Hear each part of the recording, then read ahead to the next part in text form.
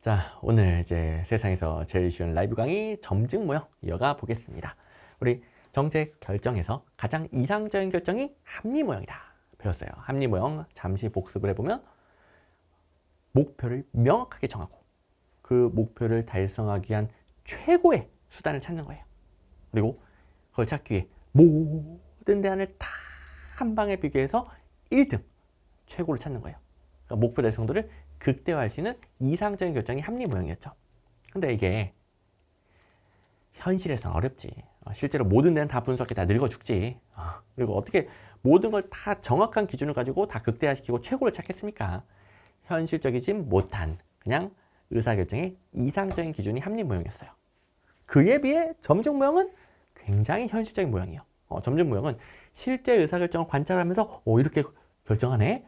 그대로 설명하는 모형이 되겠습니다. 그리고 이건 민주주의 국가, 다원주의 국가를 가정하고 있어요.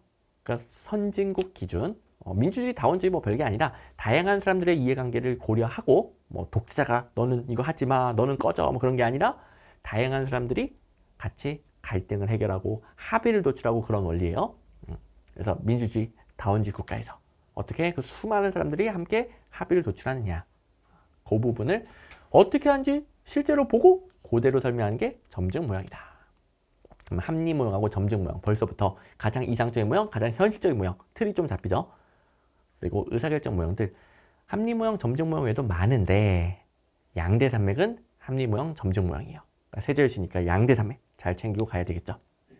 자, 그러면 점증 모형. 일단 시각화 시켜놨는데 여러분들 이해를 도와주기 위해 점증 모형은 기존 결정에서 다양한 사람들이 이것 좀 바꿉시다. 나도 뭐 한 입만 주세요. 한 입만, 한 입만. 그러니까 참여를 해요. 그럼 결정할 때 이게 너네는 꺼져. 이런 모양이 아니고요. 알았어.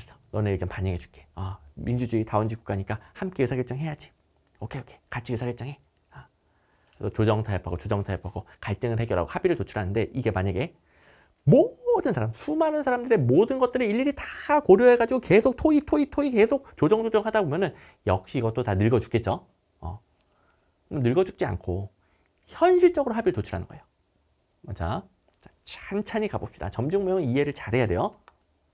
정말 여러 군데에서 써먹습니다. 시험 이 자체로도 잘 나오고 여러 군데서 써먹으니까. 자, 여러 사람들이 갈등을 해결하고 합의를 도출하는 원리인데 현실적으로 빨리 합의를 도출하려면 늙어 죽지 않으려면 어떻게 될까? 우리 기존에 이렇게 했었잖아. 여기서 네 의견 조금 반영할게. 네 의견 조금 반영할게. 요 정도로 합의 보면 어떻겠니? 이렇게 합의를 도출할 가능성이 매우 높습니다.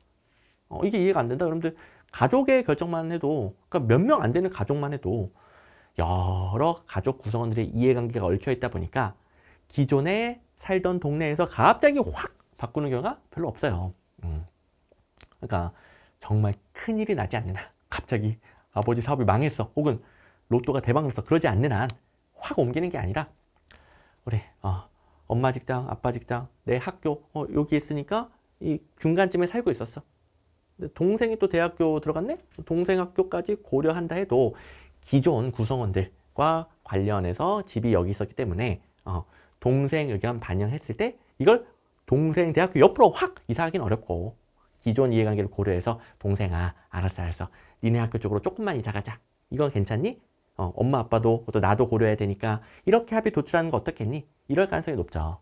그러니까 몇 명 안 돼도 이해관계가 얽히고 설켜 있으면은 기존 결정, 기존 상태를 바탕으로 조금 바꿔서 합의를 도출하는 경우가 현실적이에요. 근데 하다못해 국가의 정책 결정이요. 그 수많은 사람들 간의 이해관계를 현실적으로 조정하고 타협하고 합의를 도출하려면 그동안 이런 결정이 있었죠? 여기서 조금씩 제가 다 반영해 드릴게요. 이렇게 합의를 도출하면 어떻겠습니까? 이런 의사결정이 나타날 가능성이 매우 높습니다. 그래서 그림이 기존 결정이 크게 그려져 있고 다양한 사람들의 참여, 이게 쬐그만하게 그려져 있는 거예요. 기존 결정을 토대로 별로 바뀌지 않는 점증 모양이요? 점증적으로 조금씩 수정되는 의사결정이 나타나더라. 여기는 조그맣게 그려져 있는 거죠. 자, 이게 점증 모형에 대한 가장 핵심적인 이해가 되겠고 한 번 더 정리를 해보면 다양한 참여자들 고려하는 모양이에요. 민주주의 다원주의의 모형이에요. 또 갈등을 해결하고 합의를 도출하는 모형이에요. 다 그냥 꺼져버려라 그런 모양 아닙니다. 다양한 참여자들 고려하는 모형이에요. 그런데 기존 결정에 대해서 여러 가지가 얽히고 설켜 있어. 기득권층이 있고, 기득권층은 기존 결정으로부터 이득을 보는 사람들, 그런 이해관계가 얽히고 설켜 있고 그들은 안 뺏기려고 하겠죠.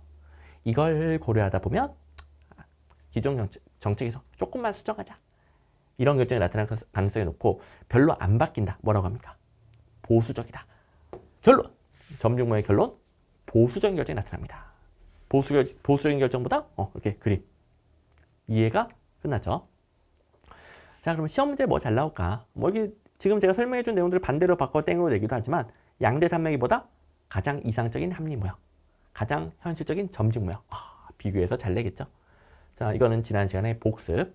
합리 모형은 인간 함성이 완벽하니까 경제적으로 명확한 기준을 가지고 목표 달성 속도를 극대화하는 선택을 찾는 거야. 이건 이상적이고 규범적인 결정이고요. 명확한 목표 설정, 최선에 대한 탐색, 그리고 모든 대안을 총체적 종합적으로 한 방에 다 비교할 수 있다고 봅니다. 그래서 1등 찾아서 그동안에 뭘 했든지 다 필요 없고 뒤집어 엎어요. 쇄신하는 거예요. 쇄신. 이게 최고니까 이걸로 갈아엎어. 근데 문제가 뭐다? 현실적으로 어렵지. 현실적으로. 그리고 또 이건 뭐 의사결정자가 독재하는 것도 아니고 이게 최고니까 뒤집어 엎어. 민주주의에도 안 맞고. 그래서 민주주의 국가의 현실적인 결정, 정치적 합리성을 고려하는데 이건 경제적 합리성과 달리 다양한 사람들 간의 갈등을 원만하게 해결하고 합의를 도출하는 원리를 정치적 합리성의 원리라고 합니다.